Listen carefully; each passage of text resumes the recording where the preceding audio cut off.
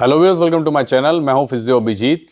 तो यदि आपको दौड़ते या कूदते वक्त शिन में दर्द हो रहा है जो कि काफ़ी टाइम से है, आपने रेस्ट कर लिया है, उसका ट्रीटमेंट किया है, लेकिन फिर भी जो शिन पेन है वो आपका ठीक नहीं हो रहा, तो हो सकता है जिसे आप साधारण शिन पेन समझ रहे हैं वो टिबिया बोन का स्ट्रेस फ्रैक्चर हो। सो व्यूअर्स, शिन पेन और जो स्ट्रेस फ्रैक्चर है उसमें क्या डिफरेंस होता है, क्या अंतर होता है, उसको अब हम जानते हैं।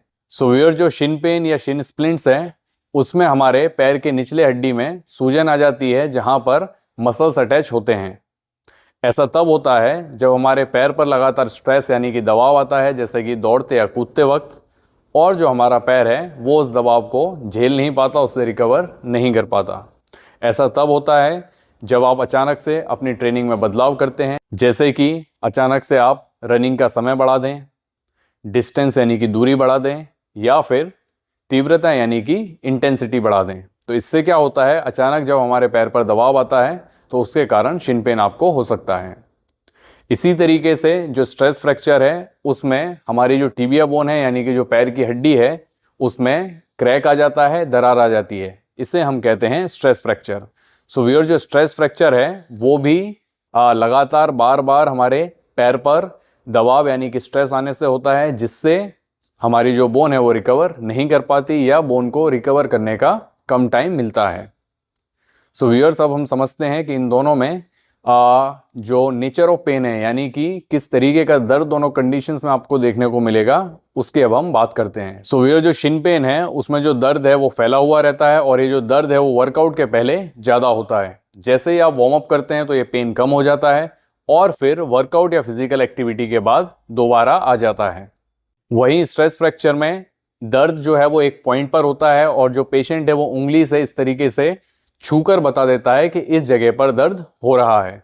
वहीं हम स्ट्रेस फ्रैक्चर की बात करें तो ये जो दर्द है वो वर्कआउट के बाद बढ़ता है और शिन पेन की तरह एक्सरसाइज के साथ कम नहीं होता। कई बार ये जो दर्द है वो चलने पर भी आता है और साथ ही रात में भी आपको ये जो दर्द है वो हो सकता है। शिन पेन में व्यक्ति दर्द के बावजूद थोड़ी देर दौड़ सकता है, लेकिन स्ट्रेस फ्रैक्चर के केस में ज़्यादातर जब दर्द आता है तो पेशेंट जो है वो रनिंग को कंटिन्यू या अपनी फिजिकल एक्टिविटी को कंटिन्यू नहीं कर पाते। सो व्यूअर्स, अब हमें क्या करना चाहिए इन केसेस में?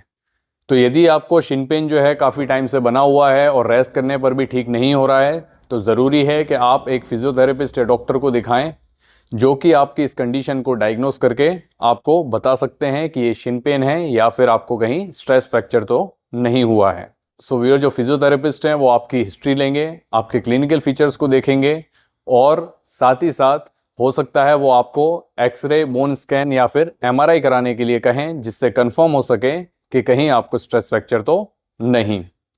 इस चीज़ का भी हमें ध्यान रखना ज़रूरी है कि एक्सरे पर शुरुआती जो छोटे स्ट्रेस फ्रैक्चर्स हैं वो दिखाई नहीं देते। सो व्यूअर्स, अब हम वीडियो में आगे बढ़ते हैं और जानते हैं कि किस तरीके से इन्हें ट्रीट किया जाए, कैसे हम शिन पेन और स्ट्रेस फ्रैक्चर्स को ठीक करते हैं। तो व्यूअर्स, दोनों ही केसेस में, शिन पेन के केस में और आपके स्ट्रेस फ्रैक्चर के केस में, यदि सही तरीके से हम ट्रीटमेंट करते हैं तो दोनों ही कंडीशंस में पॉजिटिव रिजल्ट हमें देखने को मिलता है। शिन पेन की बात करें तो आपको शिन पेन को ठीक करने के लिए सबसे पहली चीज़ जो करनी है वो ये करनी है कि जो भी हाई इम्पैक्ट एक्टिविटी आप कर रहे हैं, जैसे कि रनिंग, जंपिंग, इन सारी एक्टिविटीज़ से आप रेस्ट लें कुछ दिनों के लिए।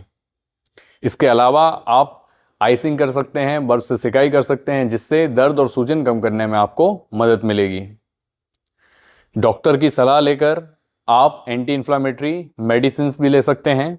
इसके अलावा फिजियोथेरेपी में आपको रिहैब एक्सरसाइजेस करनी होंगी और जब आप रिकवर करते हैं तो आप अपने खेल में जब वापस जाएंगे तो धीरे धीरे यानी कि ग्रेजुअली आपको अपने खेल में वापस जाना है, जिससे आगे दोबारा इंजरी होने के जो चांसेस हैं वो कम हो सकें। इसके लिए आप धीरे धीरे अपने रनिंग की स्पीड को बढ़ाएं, डिस्टेंस को बढ़ाएं और इंटेंसिटी यानी कि जो तीव्रता है उसे भी आप धीरे धीरे ग्रेजुअली बढ़ाएं। स्ट्रेस फ्रैक्चर को ठीक करने के लिए भी आपको हाई इम्पैक्ट एक्टिविटीज़ नहीं करनी है, उनसे आपको रेस्ट लेना होगा। चलते वक्त आप बैसाखी यानी कि क्रचेस का यूज़ कर सकते हैं और साथ ही वॉकिंग बूट का भी आप इस्तेमाल कर सकते हैं, जिससे पैर पर से स्ट्रेस कम होगी।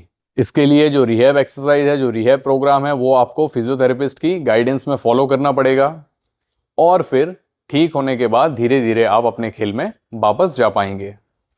स्ट्रेस फ्रैक्चर को ठीक करने के लिए ज़रूरी है कि कैल्शियम, विटामिन डी और प्रोटीन की मात्रा आप अपनी डाइट या सप्लीमेंट के थ्रू शरीर में बनाए रखें, जिससे रिकवरी करने में आपको मदद मिलेगी। सो व्यूअर्स, आज के वीडियो में इतना ही। उम्मीद करता हूं आपको ये वीडियो पसंद आई होगी। अब आप समझ गए होंगे कि स्ट्रेस, फ्रैक्चर और शिन पेन में क्या अंतर है, दोनों कंडीशंस क्या होती हैं। तो यदि आपको ये वीडियो पसंद आया तो वीडियो को लाइक कर दें, चैनल को सब्सक्राइब कर दें और साथ ही साथ बेल आइकन दबाना ना भूलें, ताकि आगे आने वाली वीडियोस की नोटिफिकेशन आपको मिलती रहे। इसके अलावा यदि आप मुझसे ऑनलाइन कंसल्टेशन लेना चाहते हैं, ऑनलाइन रिहैब कराना चाहते हैं, तो स्क्रीन पर दिए गए नंबर पर कॉल या व्हाट्सएप करके ज़रूर कॉन्टैक्ट करें।